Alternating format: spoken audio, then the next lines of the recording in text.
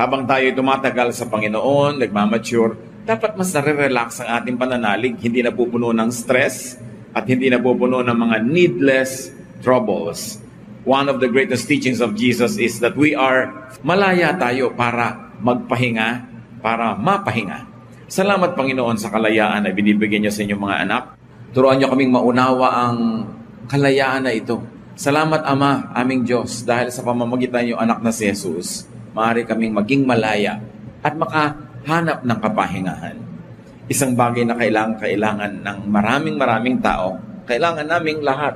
Papagliwanagin niyo po ang aming isip. Turuan niyo kami, kayo ang mangusap. Dalangin namin, katotohanan niyo ang aming marinig. At gamitin niyo ang inyong lingkod upang instrumento lamang. Kayo ang nais namin mangaral at ang inyong kadakilaan sumagana sa buhay namin. Be our speaker. Bless your people, O God. Lift up your name. And in the name of Jesus, your Son, our Lord and Savior, we pray with thanksgiving. Marami mga tao, pag sila ay naging relihiyoso, lalong humihigpit ang mga tali sa buhay nila, dumadami ang mga sakal, dumadami ang kulungan, samantalang ang gusto ng Panginoon sa atin, tayo'y mapahinga. Sabi niya, come to me and I'll give you rest. Yan ang napakahalagang turo ng Panginoong Jesus. Sa akin kayo pumunta at kayo ay mapapahinga. Matthew 11:28-30. I'll be reading from the Contemporary English Version. If you are tired from carrying heavy burdens, meaning religious burdens, come to me, not to the religious authorities, and I'll give you rest. Take the yoke I give you, not what they give you. Put it on your shoulders and learn from me, not from them. I am gentle and humble, they are not, and you will find rest. This yoke is easy to bear, and this burden is light, unlike their yoke and burden. We took the liberty to put parenthetic expressions, to put meaning and context to what Jesus was saying. Pero kung sa kanya lang tayo kukuha ng quote, sabi niya, if you are tired from carrying heavy burdens, come to me, and I will give you rest. Take the yoke I give you, put it on your shoulders, and learn from me. I am gentle and humble, and you will find rest. This yoke is easy to bear, and this burden is light. Napakalaking palaisipan sa maraming tao kung anong tinutukoy dito ng Panginoon. Liban na lang talaga i-contextualize natin. Sabi niyo, kayong mga napapagod, mga nabibigatan sa inyong mga dala, sa akin kayo pumunta. Ang laging usual na pagbasa ng mga tao doon mga dalang kasalanan, mga dalang bisyo, mga dalang masasamang ginagawa. Pero ang konteksto ng pagtuturo ni Lord sa Matthew 11, religious context. Mga taong nabibigatan, hindi sa kasalanan, kundi sa sobrang kabanalan. Mga taong nabibigatan, hindi dahil sila nasa sanlibutan, kundi sobra silang relihiyoso. Ang nagpapabigat sa buhay nila ay napakaraming religious doctrines and teachings na ang bunga, hindi sila lumalaya, lalo silang nakukulong, hindi gumagaan ang buhay nila, lalong bumibigat. Kaya si Lord nagbigay ng alternative sa mga tao. Libu-libo na ang pagtaon ng ating relihiyon. Kung sa kanya, sasabihin niya ito. Pero napahinga ba kayo? Hindi kayo napahinga. Napagod lang kayo ng napagod, nahirapan kayo ng nahirapan. At yan ay inulit din ng Gamaliel sa Book of Acts. Sabi niya, napakarami nating ipinapataw ng mga batas at mga regulasyones sa ating mga kababayan na hindi naman nasunod ng ating mga ninuno. At tayo din hindi natin nasusunod. So yung pagod na tinutukoy ni Lord sa Matthew 11:28-30, hindi pagod ng isang makasalanan, kundi pagod ng isang relihiyoso. Sobrang pagpapakarelihiyoso niya, nagkapagod-pagod na tuloy ang kanyang buhay. At sabi niya, sa akin kayo pumunta. Kasi nga may ibang pinupuntahan yung nagpapabigat ng kanilang buhay. Yung ibibigay ko sa inyong pasanin, sabi ni Jesus, the religious burden I will give you is light. It is easy. You will find rest for your souls. Sabi niya, ako ay mapagpakumbaba, ako ay humble, hindi ko kayo mamaliitin, hindi ko kayo husgahan, mapapahinga kayo. Magaan na dalhin itong aking ibibigay sa inyo. One great ministry of Jesus is to give rest to the weary. To be specific, is to the religiously and spiritually tired. Kung nakakapagod maging makasalanan, nakakapagod din sobra maging relihiyoso. Kung nakaka-oppress ang kasalanan, yung extreme niya, na extreme religiosity, nakakapagod din. So one great ministry of Jesus is to make religious and spiritual life restful and easier for people. Sabi niya, hali kayo sa akin kayo sumunod. Yung kailangan yung kapahingahan, yung kailangan nyo na ma-relax kayo, kailangan nyo na walang patakarang pagtanggap, pagmamahal, ibibigay ko sa inyo. Kasi naaawa ako sa inyong pagod na kayo, hindi pa rin kayo enough, kulang at kulang pa rin. Misguided and misguiding religion makes life more difficult, more tiring. Puro bawal o puro sa bawal ang emphasis ng mga turo, nakakasakal. Maraming nagkukulang tuloy dahil sa dami ng regulasyon na hindi makayang sundin, kaya maraming kinakapos. At dahil kinakapos, napipilitang magkunwari at nakakapagod magkunwari. Kung atin talaga itong oobserbahan mga kapatid, misguided religion oppresses. Kasi kung meron kang kasalanan, hindi mo maipakita sa mga kapatiran, hindi mo masabi, kasi huhusgahan ka. Liliit ang pagtingin sa'yo. Baka tanggalan ka ng ministry kung may kulang. Kaya ang mga pamilya, lalo buong family, umaten ng church. Pag mayroong anak na naging addict, pag may anak na naging unwed mother, pag may anak na nagkaroon ng maraming problema, hindi nila masabi sa church, nahihiya sila. Sasabihin, ano na lang sasabihin sa atin sa church? Deacon pa naman ang tatay mo. Ako pa naman, nasa kuwari. In other words, naging burden na lagi kang may patunayan, naging burden na lagi ka dapat na perfect, at pag less than perfect ka, napipilitan ka magkunwari. Nakakapagod. Hindi yon ang espiritualidad na gusto ni Jesus. Sabi niya, you relax lang kayo. Paano mga kapatid makaka-relax? Makaka-relax ka lang kung perfect ka kasi wala kang itatago. O kaya makaka-relax ka lang kung kayo mismo ay nagpapatawaran, kayo mismo ay tumatanggap sa isa't isa, hindi naghuhusgahan, hindi nagsusumbatan, hindi nagsusumbungan, doon ka lang marerelax. Kaya ba natin maging perfect? Hindi. Alam yun ni Jesus. Kaya ang ginawa niya, niluwagan niya. Dahil gano'n naman talaga ang original intention ng Diyos para sa mga tao. Kaya noong ang mga religious leaders ay pinagsasabihin ni Jesus, sabi niya sa Luke 11:46, "You experts in the law, woe to you, because you load people down with burdens they can hardly carry, and you yourselves will not lift one finger to help them." Sabi niya, may kakahinatan kayo, may pupuntahan kayo, lagot kayo, mga experts of the law. Ang ginagawa nyo, pinapahirapan nyo mga tao, ang dami nyo ipinapataw na utos, ang daming requirement, ang daming regulasyones, na hindi nila makaya. Tapos di nyo naman tinutulungan kayanin yun. In fact, kayo nga, hindi nyo kinakaya yun sabi ni Jesus. Kaya kung bibilangin ninyo ang lahat ng comment ni Lord na nangre-rebuke, napakarami na ni-rebuke niya mga religious leaders na nagpapahirap sa tao. Yun ang woman caught in adultery was not even rebuked as sharply as the religious leaders were rebuked. Kasi ang ayaw na ayaw ni Jesus ay yung relihiyon na pabigat sa buhay. Na siyang nagiging puntahan ng maraming tao, nagiging relihiyoso noon, maski ngayon. Nakakatanggap nga ako ng mga tanong sa Facebook. Sabi, Pastor, yung buong pamilya po namin nagsaserve sa church. Minsan po, umabsent kami kasi anniversary ng mga lola namin sa probinsya. Di buong pamilya kami umuwi. Napagalitan kami. Pagkatapos, minsan naman, may namatay na kamag-anak namin. Di sabay-sabay din kaming absent. Napagalitan kami. Nung nakakatatlo na po kami, gusto na kaming itiwalag. Anong gagawin mo kung may kailangan na family event? Hindi ba pwedeng umabsent? So, kasi po, kami, mga lingkod kami. Yun nga, lingkod ka nga, kaya lalo ka naman dapat may privilege, so pwede ka namang mapahinga. Lalo't kailangan. Huwag lang naman ang dami mo ng absent na walang kalatoy-latoy ang dahilan. Pero ano ba yung may ikakasal kayong pinsan, maa-attend kayo, masama ba yun? Minamasama ng church, nahirapan yung mga tao. Na dati, maluwag ang buhay nila, ngayon pati haba ng buhok nila, kukulayan yung buhok nila ay nire-regulate. Pati, hindi ka pwede mag-boyfriend hanggang nasa ganito kang edad. Hindi ka pwedeng magganito. Dumami yung bawal na kahit nung panahon nga ni Jesus na ang dami ng bawal, wala yung mga bawal na yun nadagdagan.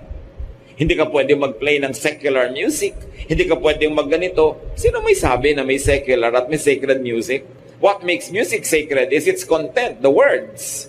So kahit hindi yan kinakanta sa church, kahit kinakanta sa radyo, sa TV, kung magaganda yung words at hindi laging kailangan tukol sa Diyos, kung halimbawa pinupuri mo ang napakagandang sampagita, abay, napakagandang song of worship yon kung kinikilala mo na ang sampagita ay likha ng Diyos. At ang kagandahan belongs to God because God is beauty. Hindi naman kailangan laging yung pangsimbahan ng kanta. Pero dumami ng dumami ang regulasyon. Humirap ang buhay. So people go underground. Nagiging kunwari lang naman hindi naman nagiging perfect. Nagbabalat kayo lang. Kasi nga, mahuhusgahan.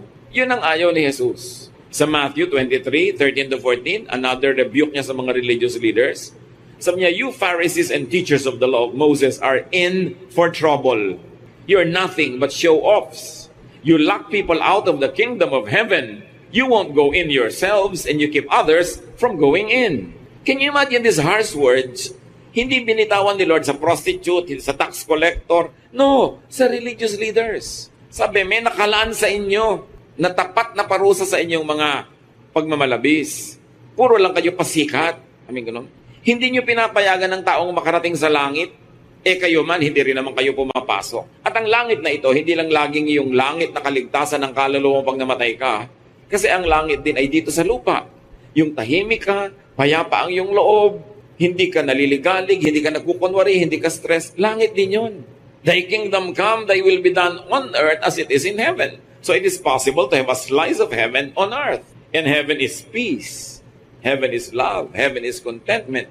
Sabi niya, alam nyo, hindi makakaranas ng heaven o peace o katahimikan ng mga sumusunod sa inyo sa dami ng pinagbabawal nyo na kahit sila supermen or superwomen, imposible nilang masunod lahat. Needless religious regulations make it hard for people to enjoy God's heaven, which could mean rest or peace while on earth. Yung heaven naman kasi hindi lang sa kabila ng mga ulap. Kaya nga, mapasa amin ang kaharian mo. Masunod ang loob mo dito sa lupa, gaya din ng sa langit. So, ibig sabihin, dapat talaga nakakarating yung langit sa lupa. At sabi ni Jesus, kung sa inyo lang susunod ang mga tao, hindi nila mararanasan ng langit. Kasi lagi nyo pinapagilty, lagi nyo pinapagalitan, lagi nyo pinipilit magtago at magkunwari ang mga tao. Be free from needless religious regulations, control, and burdens. That is what Jesus' will is for you. Hindi tayo gusto ni Lord na ipahamak, ipatali, I came that you might have life and have it abundantly. So Jesus reduced the law into one, and that is love. Sabi sa kanya, alin po ang pinaka mataas na uri ng kautosan? Sabi niya, love God and love others as you love yourself. So, ano na lang ang bawal kung love na lang ang law? Di yung hindi loving at hindi kind, yun ang bawal. So, hindi bawal magkulay ng buhok.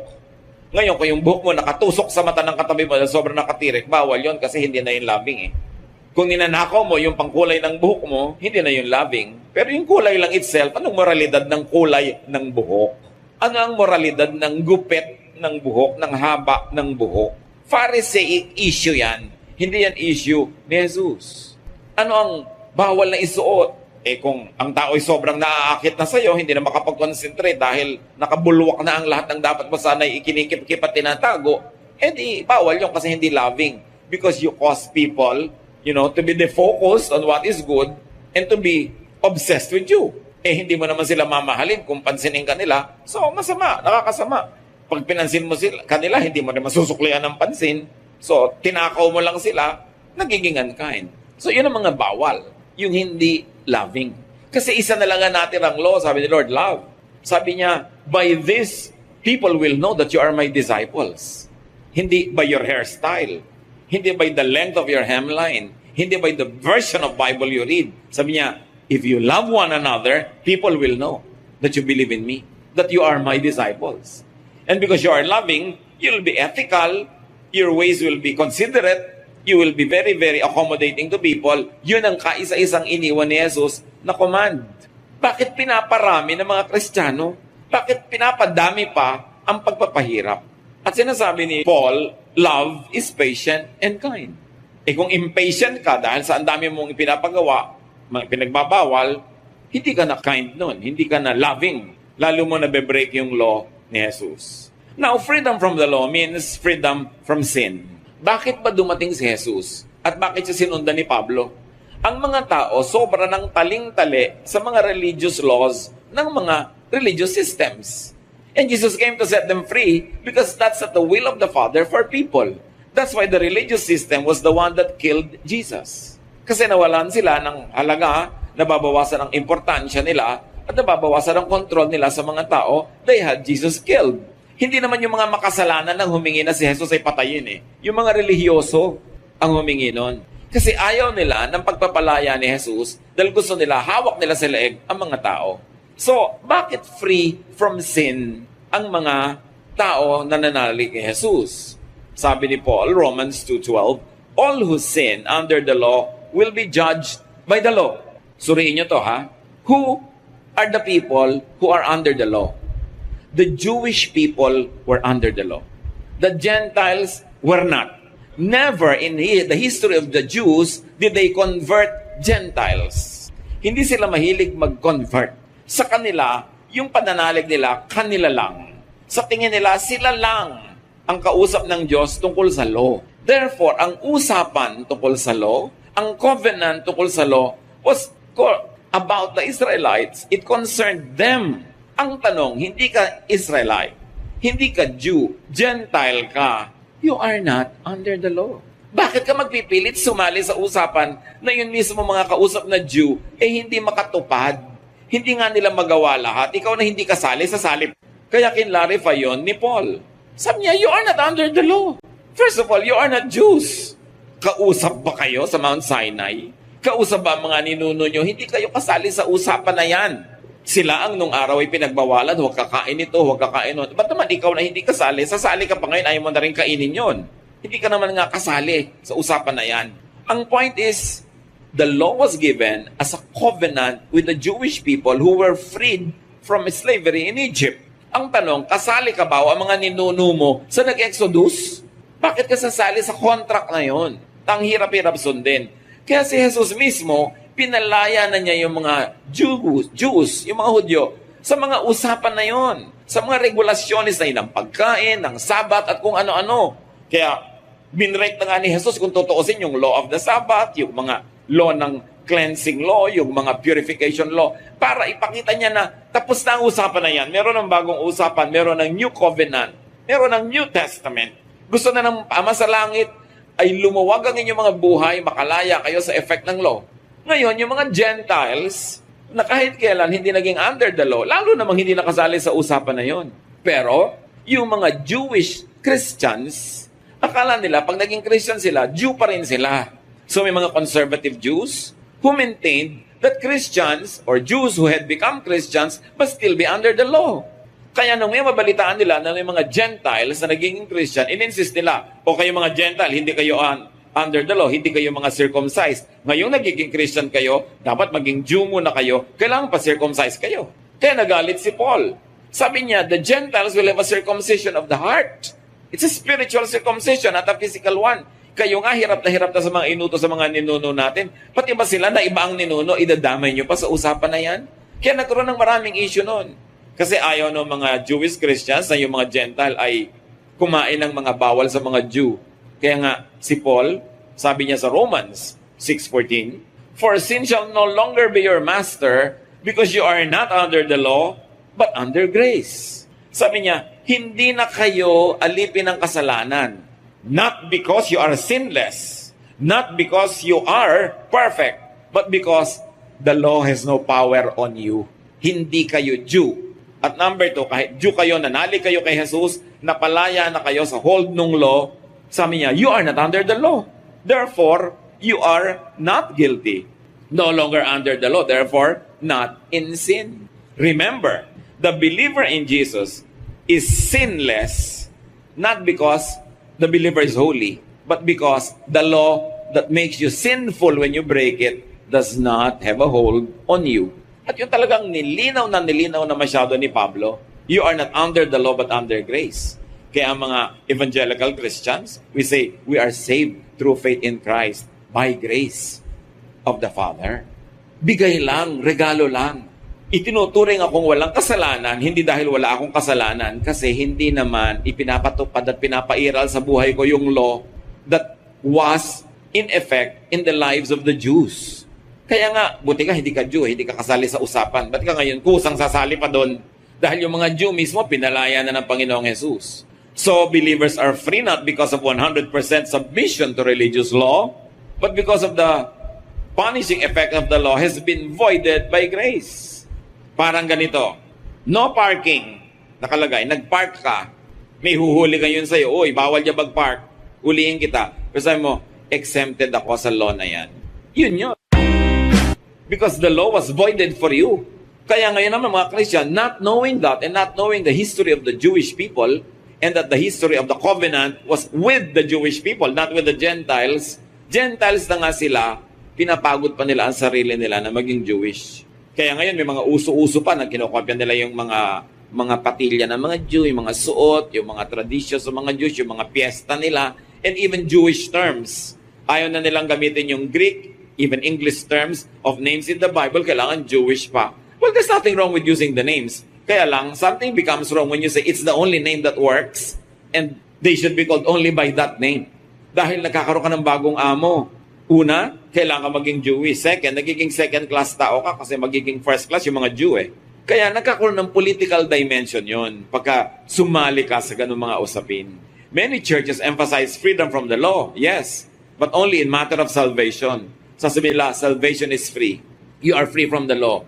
Pero oras na na-save ka na, sinabi mong believer ka na, tatambakan ka na naman nila ng mga bagong laws. So yung pala, sandali ka lang free from the law. But the moment that you accept Jesus and you have become a member of the church, ang dami na namang laws. E di parang deceptive yun. Nasaan yung freedom in the Lord? Nasaan yung gaan? Remember, freedom is not licensed to do anything you like. Because merong law na love. So ang standard mo na lang, is this loving? Will what I do be loving? Pagbabawalan ko ba ang pamilya na ito na umabsent, na may event sila sa probinsya, loving ba yun? O gusto ko lang silang laging gamitin sa church, kaya mamatay ang lola nila, ikasal ang pinsan nila, o may event. Basta, nandito sila dapat naglilingkod, edi ginawa mo lang silang instruments. Hindi mo sila minamahal. Chinichimay mo lang yung mga tao. Which is really happening in many churches. Ang tingin lang sa'yo, alila. Pag hindi ka na pinakinabangan, pag absent ka na, masama ka na. Wala kang kaluwag-luwag. Natali ka. Galatians 5:1, kaya nanggagalaiti si Paul, sabi niya, it is for freedom that Christ has set us free. Stand firm then, and do not let yourselves be burdened again by a yoke of slavery. Sabi, dati tayo mga slaves ng law, pinalaya na tayo ni Jesus, panindigan nyo yan. Huwag kayong pumayag na may bumawi, magnakaw sa inyo ng kalayaan kay Jesus. Kalayaang magmahal. Kasi hindi nga sila malayang magmahal eh. Utos, pag meron dyan makasalanan, itiwalag nyo, batuhin nyo hanggang mamatay. Hindi ka malayang magmahal. Pag sinabi mong kawawa naman siya, anong kawawa? Utos, batuhin yan. So, ayaw mo matindi ba?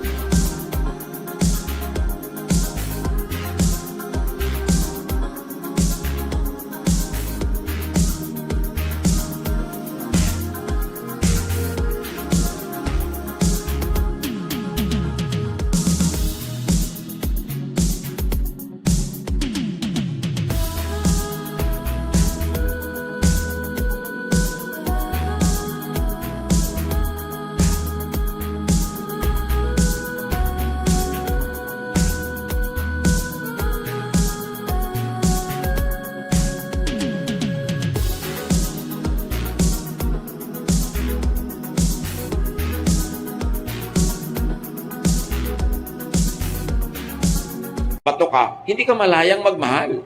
Pinalaya ni Jesus sa mga tao para maging mapagmahal, maibigin, matulungin.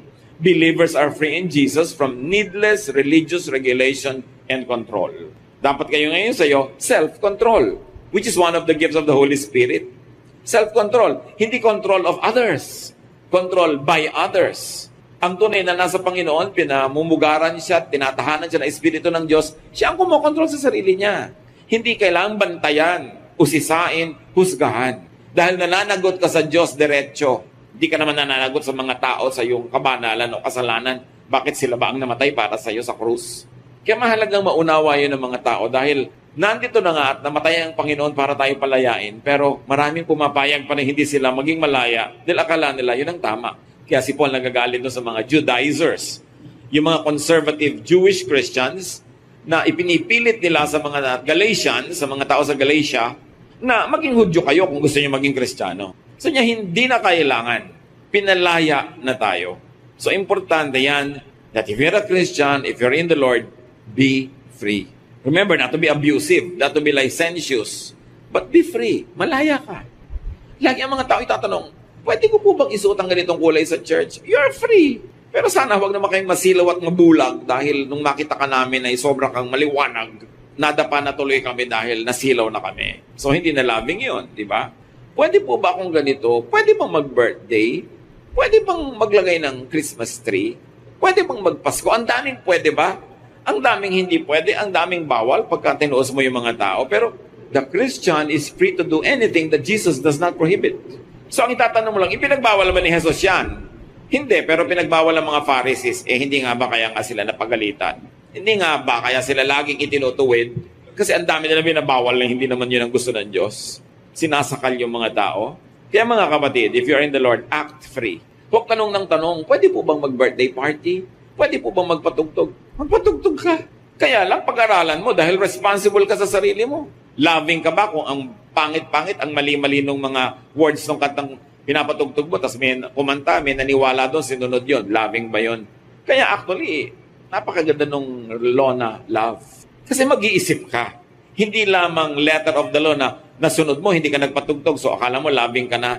Pero iba pag sinabing love mas magiging maganda yung effect. And you don't only act free, set other people free. And let other people be free.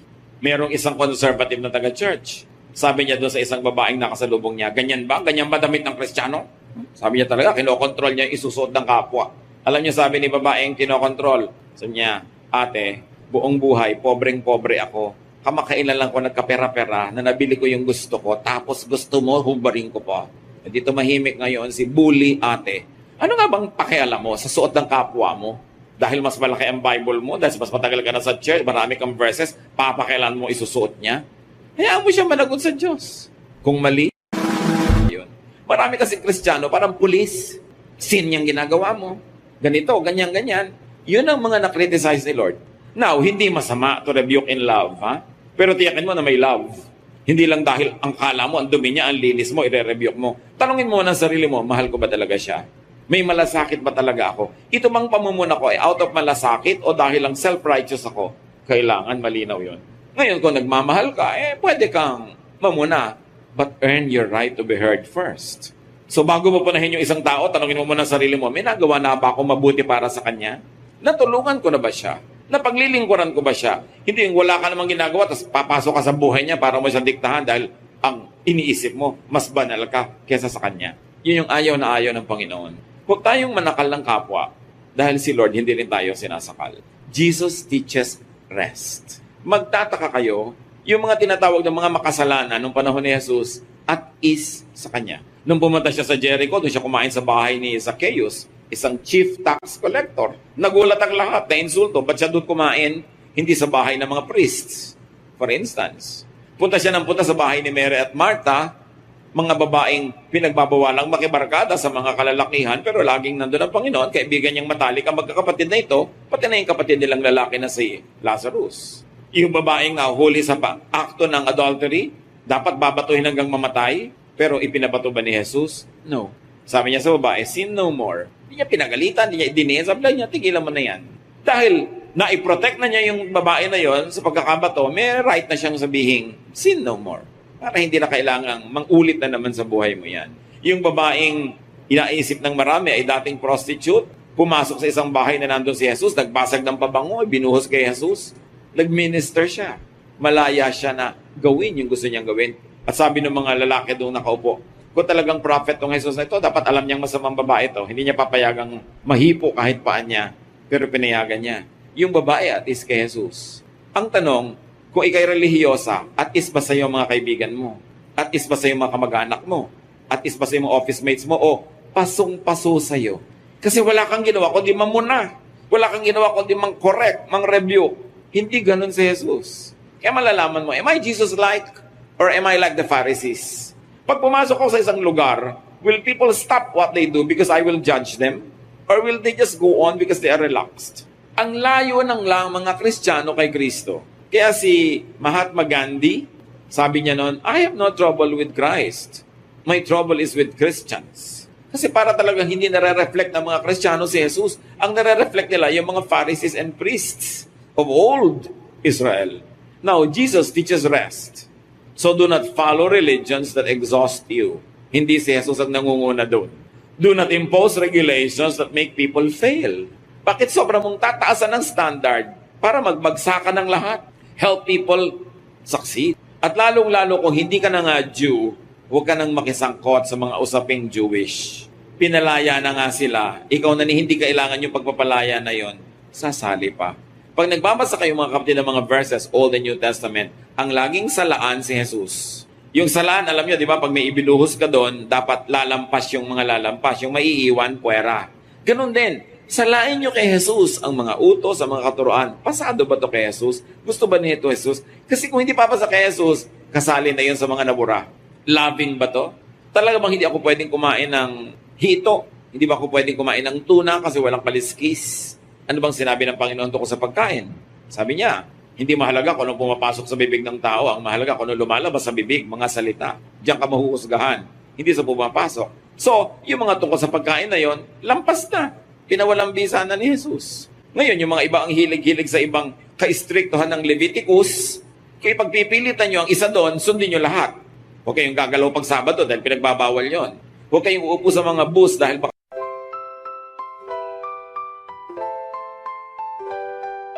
Lakefront breeze whispers your name. City lights dancing in neon flame. Heartbeats quick in a sweet refrain. Your laugh cuts through the summer rain. Electric dreams in your eyes so bright. Bassist grooves with all his might. Holding hands beneath the Willis Towers light. This windy city feels just right. The Navy Pier Ferris wheel spins above as the music takes control, whispers of love. Oh darling, this magic won't fade. Beneath the stars a love parade. With you by my side unafraid. Magic's real, forever will stay. Guitar solo sings sweet serenade. Your voice is honey, love sweet parade. Chicago blues melt away the shade. In your arms, a future we've made. Drums are beating a rhythm so true. Never want this night to end, just me and you. 80s synth keeps the feeling new. Chicago magic forever will pursue. Oh darling, this magic won't fade. Beneath the stars a love parade. With you by my side unafraid. Magic's real, forever will stay. The Dago night, a memory to hold. A love story forever told. In this magical city, our hearts unfold. Chicago night forever will hold.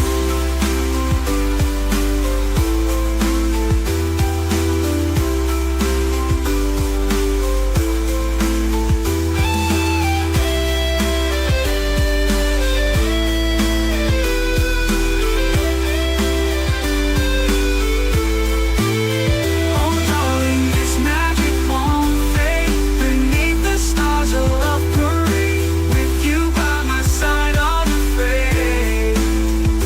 Magic's real, forever will stay.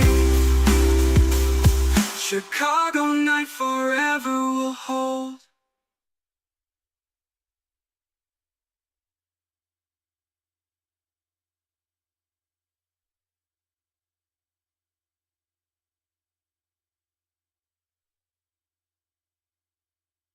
kami umupo doong babae nagme-menstruate, unclean yung silya na yon. Malalaman mo pa ba yon? So sabi mo, ay pwede na hindi sundin yon. Yung pala, ba't yung iba pinipilit mo? Kasi may paborito kang idiin, may paborito kang usigin, Kaya pag nakita mo sa Leviticus na pwede silang usigin, iuusig mo. Pero yung mga ibang, huwag kang magtatrabaho pag Sabado. Yung mga ibang, huwag kang uupo kahit sa inupuan ng ibang babae nagme-mense. Hindi mo na sinusunod. Kumakain ka rin ng hipo, ng talaba, ng kung ano-anong lobster, na bawal sa Leviticus. Pero yon pwede mo i-break. Pero yung binibreak ng kapatid mo sa Leviticus, bawal. You know what I mean? Napaka-selective ng kabanalan ng maraming Kristiyano. Pinipili lang nila yung paborito nilang usigin na kasalanan at nagpipikit mata sila doon sa mga alam nilang pinagbawawal pa rin, pero sila mismo gumagawa. Kaya sabi ni Gamaliel, why are we going to impose these difficult regulations on people and even our own ancestors and even we are not able to follow this? Kaya ang solusyon ni Lord, sige, guilty lahat dahil wala namang makasunod. Ang natitira na lang na law is love. Kailan kaya natin makikita sa Christian churches na nagsasabing sila ay Jesus-based, Jesus followers, na talaga umiiral yung kay Jesus na batas na love at hindi nagkakaaway-away, nagyagyera-gyera dahil sa Leviticus, dahil sa ganito, dahil sa ganyan. Kailan mangingibabaw yung utos ni Jesus kaysa doon sa mga opinion ng mga propeta at ng mga ibang mga disciples na tao din naman sila. Hindi sila perfect. Only Jesus is perfect. Kaya dapat ang lahat ng teaching ng buong Bible, sasalain mo pa kay Jesus. Dahil iba ng usapan, this is now the new covenant, this is the New Testament. There is a new arrangement between God and people. Sayang yung privilege na ibinibigay ng Diyos kung hindi natin gagamitin. Jesus teaches freedom from needless religious regulations, control, and burdens. So let others rest and enjoy their full lives. Matthew 7:12, ang sabi ng Panginoong Jesus, treat others as you want them to treat you. This is what the law and the prophets are all about. Ang dami-daming law ng prophets, ang dami-daming law nila Moses, pero sabi ni Lord, ganito na lang yon, love others as you would like to be loved. Treat others as you would like to be treated. Yun na ang law. Doon na lang kayo mag-focus, yun ang inyong ipamuhay, matatahimik kayo, at papayagan yung ibang matahimik din. So sa darating na bagong stage ng ating spiritual life, bagong level ng maturity, be more Christ-like. Let the love of Jesus prevail in our lives. Salain ang mga teaching na hindi papasa sa love ni Lord at ang ating unahin at tupagin yung pag-ibig na itinuturo ni Jesus. Hindi lang tayo ang marerelax. Lahat ng tao sa paligid natin marerelax at lalo magiging kaakit-akit sa kanila na sumunod kay Jesus. Hindi nila sasabihin yung sinabi ni Gandhi, I have no trouble with Christ, my trouble is with you, Christians. Some Christians are so much on fire with their religiosity that they burn everyone near them. Hindi nyo gustong maging ganon. Maging maalab tayo pero hindi nakakasunog sa iba. Ang sobrang init ng ating pagkarelihiyoso. At ma-enjoy natin yung kalayaan kay Jesus. Huwag laging guilty. Huwag lagi na lamang na feeling kulang, feeling masama. Kasi lahat yan, charged to the blood of Jesus. Sayang ang sakripisyo ni Jesus kung dadalhin pa natin yung burden of guilt at lalong-lalo yung burden of pretense. But we can be free and we can set others free only if we will love like Jesus unconditionally, not judgmental, not self-righteous, but humble and kind. Ang sabi ni Lord, ako yun. My yoke is easy, my burden is light. I am humble and I love you. Panginoon namin, turuan mo kaming maunawa at maipamuhay ang kahulugan that we are free. Pero bigyan mo kami ng karunungan na maiba ang pagtingin namin sa freedom at sa license. That we don't become abusive, instead we become loving and cautious. That we don't use the freedom in Jesus to be bad, but to be good. Not to be hurting other people, but to be loving. Pakita mo sa amin, Lord, at salamat po sa freedom na ito. Salamat na hindi na kami kailangan pang mahirapang sumunod sa napakaraming utos na hindi naman nasunod ng mga nauna sa amin. And at the same time, O Lord, while we are thankful and appreciative, teach us to control ourselves, to live righteous lives, and teach us, Lord, so that your Son, Jesus, will be seen in our lives. Pagbulay-bulayan natin ang mga kahulugan yan sa ating buhay. Paano i-apply sa pang-araw-araw na buhay that we are free in Jesus. Lord, teach us. Open our eyes, give us wisdom in daily practical